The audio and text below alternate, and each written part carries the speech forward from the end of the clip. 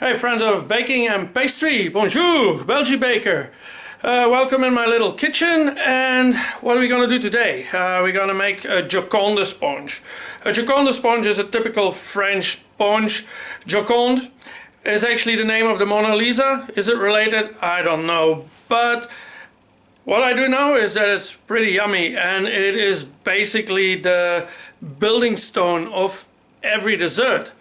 But it's very flexible. You can use it in a roulade, you can use it to decorate around cakes, you can do a lot of things with it.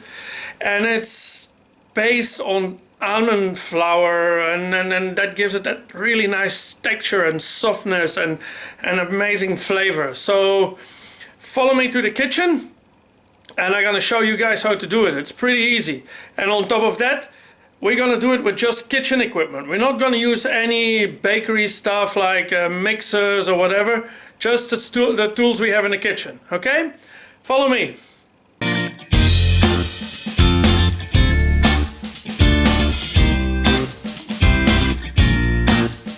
Okay, so what are we gonna use to make our Joconde? First of all, there's a lot of ingredients here, so it looks more scary than it is. It's very easy.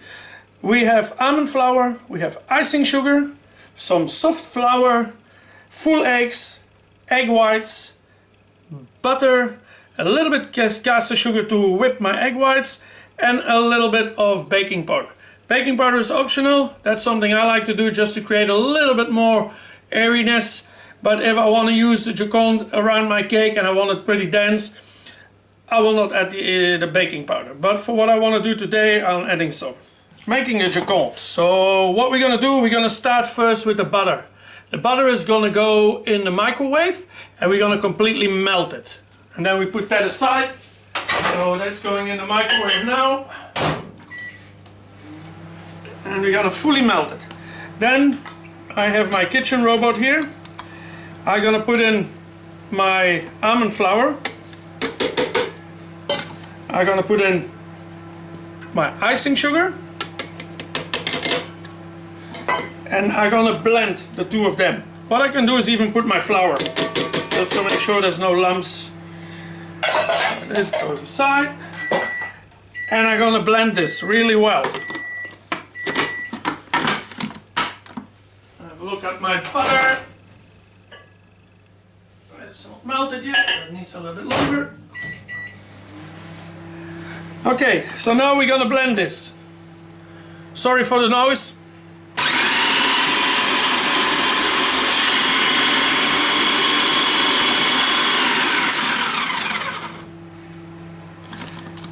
Give it a little bit of a scrape just to detach from the sides. So we want everything nice and smooth. Some people don't do that. I like doing it. Gives that smooth texture to my sponge, and it's only a 2-minute chop, so it doesn't take that long.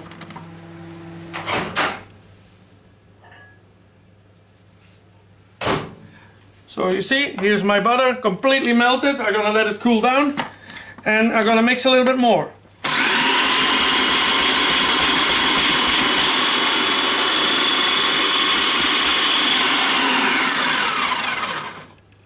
You can see there's a little bit sticking here on the sides. So I'll make sure that comes loose. There we go. And there as well. So that looks all good. One little extra one.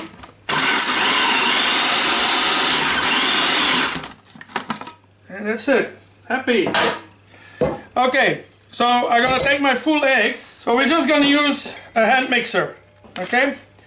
But I'm gonna use these ones, these little attachments, because I wanna mix it like a dough actually, you know? If you would use a big mixer, you would use a pedal. So I don't wanna bring any air in this mixture, so I'm just gonna use this.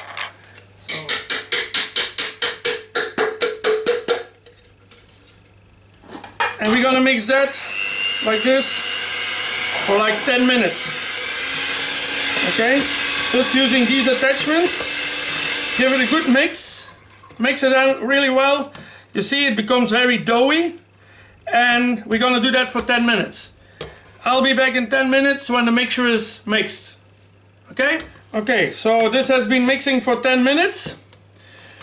We all saw my baking powder going walkabout, so I couldn't add it at the moment, so I reweighed it, put it in now, and just quickly gonna mix it through. There we go. And now we're gonna do something a little bit special. Okay, so we're gonna add the butter. But what we're gonna do first is take a little bit of our batter. And the batter, I'm gonna put some in my butter. You see, just like that. From here and put it in there. And that, I'm gonna mix it. I'm gonna combine it with my butter. You see, gently like this.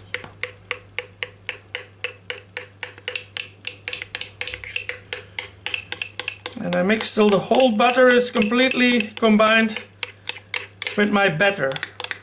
Batter. Yeah.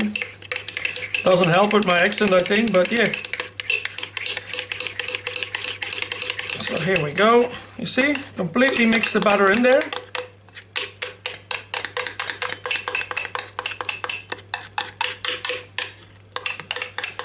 And why do we do that? Because if I put the butter just like that, it will sink to the bottom. So now it's one with my batter, and you see, I put it on there, and it doesn't sink. It stays on the top, because it's the same density as my other mixture. Okay. So put everything in there. The butter is gonna help our Joconde to have that more flexible feel to it, so it doesn't break as quick, and that helps as well when you do a roulade or you make like a nice garnish around the cake with it.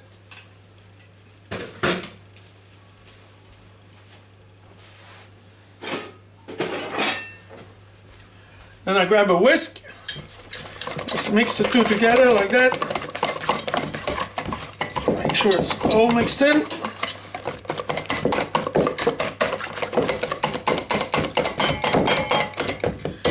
Go. Nearly there. In the meantime, I whip my egg whites using the very little bit of caster sugar just to strengthen them a little bit. And then I'm gonna put one part of my egg whites in here, and I'm gonna gently fold them in. Okay? I don't want to lose the air, so don't beat it, be gentle. And just scrape from the side, come to the middle, turn around like this. Okay? Don't start going like crazy. No, just gently take your time. That's going to give the volume to your sponge and also the airiness. Okay? So this egg white is almost completely in there. And now the second part. I do it in 2 times because for the simple reason, if you put it all at once, it's too much to mix in straight away. And then you're going to keep mixing and mixing and mixing, and you're going to break the egg white so much that you're actually going to lose all the benefit of it.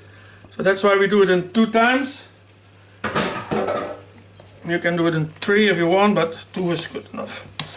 So like this, you see, and I just keep gently mixing it. Scraping my sides so they're nice and clean, and bring it back to the middle like that. You see?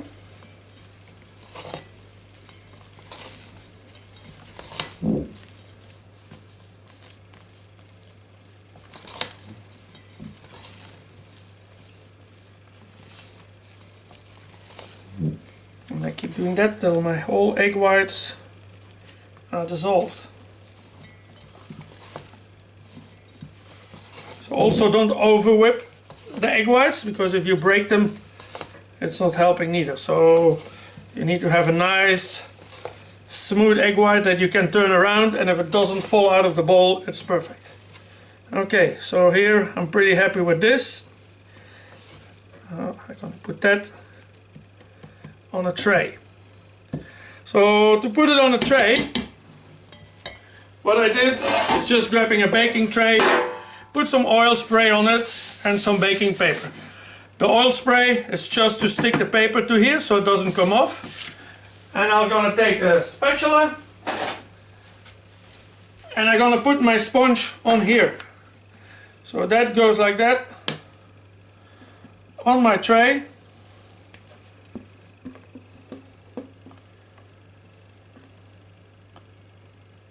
There we go. And we're gonna spread that. I'm gonna just use the size of the tray for it. You see, and I have a really nice sponge. We're gonna bake that at 220 degrees, because the thinner your sponge is, the higher the temperature for baking. So if you bake like a cake size sponge, you will lower the temperature and bake it for longer. But this is very thin, so we're gonna heat it up to 220, and we're only gonna bake it like 4 or 5 minutes. Of course, we're gonna supervise the baking. Okay, we don't walk away and come back after 5 minutes. No, we keep an eye on it, because we want to make sure we're not gonna burn it. Also, when you spread it like this, make sure you spread it evenly. Okay, you don't want to have thin parts and thick parts, because the thin parts will burn very quickly. See, up a little bit over the board, but that's okay. We're in the kitchen, we can make some mess. We're cleaning it afterwards anyway, so okay. So you see, just try to keep nice and flat, even everywhere.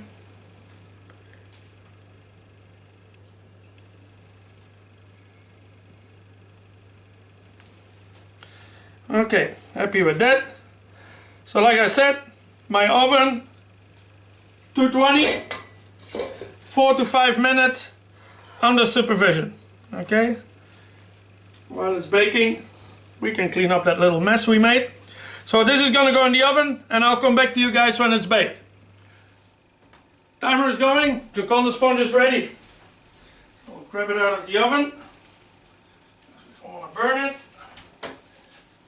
Watch out for the steam when you open it. Here it is. So what I'm gonna do now is actually using a clean towel, and put the towel on top like this, and then take a cooling rack, and I'm going to put the cooling rack on top of my sponge. Make sure I don't burn my hand holding the oven tray, and you see, I'm just going to flip it like that, and that's it. And then take the tray off.